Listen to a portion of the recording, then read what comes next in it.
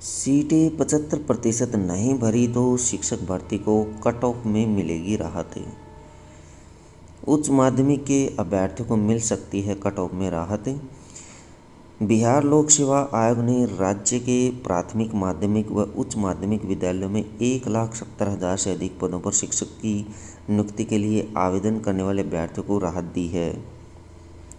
शिक्षा विभाग से प्राप्त पत्र के बाद आयोग ने स्पष्ट किया है कि तीनों श्रेणियों में कुल सीटों के 75% नहीं भरने की स्थिति में कट ऑफ को कम किया जा सकता है। सचिव रवि भूषण ने बताया है दोस्तों कि इससे संबंधित सूचना वेबसाइट पर अपलोड कर दी गई है। bpc.bih.nic.in पर इससे संबंधित सूचना अपलोड कर दी गई है। 75% सीट नहीं भरने की स्थिति में ही कट ऑफ में संशोधन किया जाएगा। कट ऑफ कितना प्रतिशत कम होगा यह परिणाम के दौरान ही पता चल पाएगा। जिस श्रेणी में 75% सीटों पर अभ्यर्थी उत्तीर्ण हो जाते हैं उसमें सामान्य प्रशासन विभाग द्वारा जारी कट ऑफ ही मान्य होगा।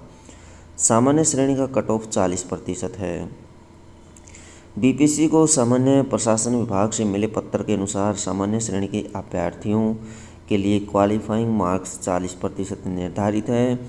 अति पिछड़ा वर्ग के अभ्यर्थियों के लिए 36.5% है, जबकि पिछड़ा वर्ग के लिए 36.5% है।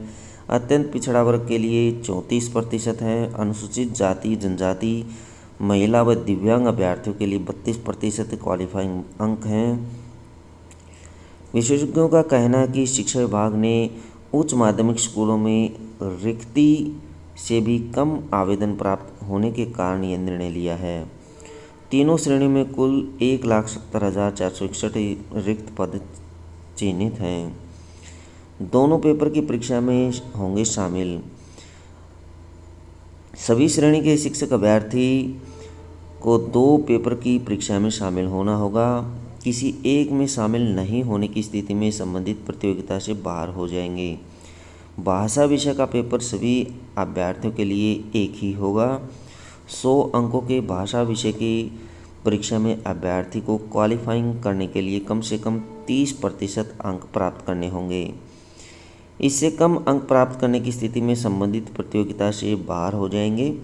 भाषा विषय का अंक मेधा सूची में शामिल नहीं होगा। दूसरा पेपर 120 अंक का सभी श्रेणी के लिए अलग अलग होगा।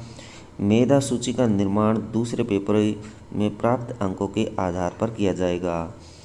प्राथमिक के सभी अभ्यर्थियों के लिए दूसरा पेपर एक ही होगा।